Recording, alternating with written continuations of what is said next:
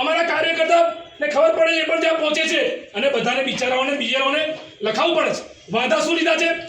જેટલા પણ આ ધારો કે બીજેપીના નેતાઓ હોય તો આ લોકોએ જે વાંધા લીધા છે ફોર્મ નંબર 7 માં એમાં બે જ ઓપ્શન છે, ગેરહાજર અને સ્થળાંતર, ગેરહાજર અને સ્થળાંતર। પણ કલેક્ટર ઓફિસથી અમને જે માહિતી આપી એમાં કારણ લખ્યું નથી। કેમ? કોને બચાવવા માંગો છો? જો એ વાંધો લેનારો સાચો માણસ છે તો તમે કારણ લખો। ઓનલાઈન કેમ નથી ચડાવતા? ઓનલાઈન નથી ચડાવતા।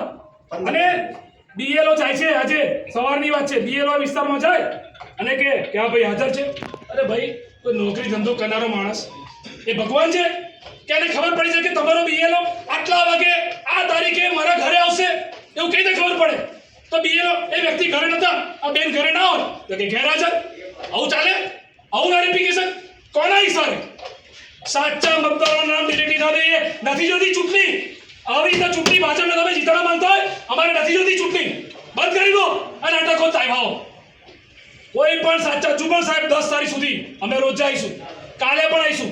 કાલે અકોટા વિધાનસભાનો લઈને આવું છું, વડોદરા સિટી વિધાનસભા લાવું છું, કાલે રાવપુરા લાવીશ, માંજરપુર લાવીશ, સયાજીગંજ બધી વિધાનસભાનું લાવીશ। અને એક પણ મતદારનું નામ ડિલીટ થયું ભાજપના નેતાઓ પર આ પુરાવા સાથે છે। આ વ્યક્તિ અજીત અજીજ નામ લો, જે વડોદરામાં વોર્ડ નંબર 4 નો ભાજપનો કોર્પોરેટર હોય, આ એપિક નંબર જો એનો હોય તો પછી એની સામે રાષ્ટ્રદ્રોહનો ગુનો દાખલ કરો અને એની સામે એની જોડે બીજેપીના જે પણ લોકોએ આ વાંધા લીધા છે જે ખોટા છે એ બધાની સામે રાષ્ટ્રદ્રોહનો ગુનો દાખલ કરો। કારણ કે કલેક્ટર સાહેબે પ્રોમિસ કરેલી કે ફરિયાદી કોંગ્રેસ પાર્ટી અમે તો બનવા તૈયાર છે, પણ તમે બધા જાણો છો કે પોલીસ પણ સત્તામાં સરકારનો હાથો બનીને કોંગ્રેસ અવર દબાવ કામ કરે છે। ત્યારે અમે આજે રજૂઆત બહુ થઈ ગઈ, તમે અમને જવાબ આપો કે તમે શું કરવાના છો? રાષ્ટ્રદ્રોહનો ગુનો દાખલ કરો, નહીં તો અમે તમારી પર અને જે અનિલ ધામેલિયા સાહેબ જે વડોદરાના કલેક્ટર છે, સાથે સાથે પોતે જિલ્લા ચૂંટણી અધિકારી છે, ભલે બહુ નિષ્પક્ષ છે, એમની એક ઇમેજ છે કે એ પારદર્શક છે, રાજકારણમાં નથી પડતા, કોઈ પાર્ટી નથી માનતા, તો સાબિત કરો। અને બીજેપીના નેતાઓ જેને સામાન્ય મતદારના નામ ડિલીટ કરવા માટે વાંધા લીધા છે એની સામે રાષ્ટ્રદ્રોહનો કેસ દાખલ કરો, જેલના સળિયા પાછળ મોકલો। અને આ રજૂઆત પહેલી વખત નથી, 10મી વખત આવ્યો છું, 10મી વખત।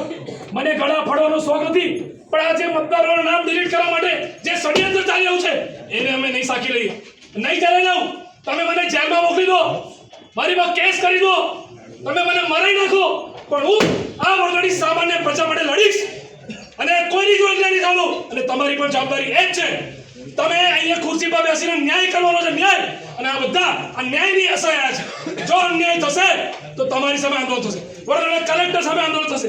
કારણ કે મતદારો લોકશાહીમાં સૌથી મોટો તહેવાર ચૂંટણી છે અને ચૂંટણીમાં બીજેપીને ષડયંત્ર કરીને જીત્યું છે, એ તો બિહારમાં જીત્યા, એ તો ગુજરાતમાં જીત્યું છે, નહીં સાખી લઈએ। અને તમે અમને જવાબ આપો, હું અહીં બેઠો છું, તમે કેસ ક્યારે દાખલ કરો છો? પુરાવા તમારી પાસે છે, પુરાવા અમે પણ તમને બધા આપીએ છીએ, એક શબ્દ હતા।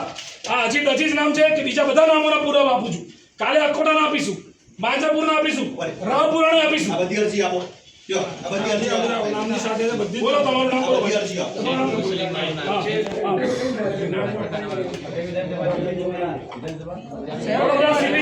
વડોદરા સિટી 141 અને 5 નામ આવું છે એટલે 5 જણનું લાવીશું, તમે કેસ કરો, નહીં કરો સાથે છે સાહેબ, આવા બધા પુરાવા સાથે જ છે આપણે।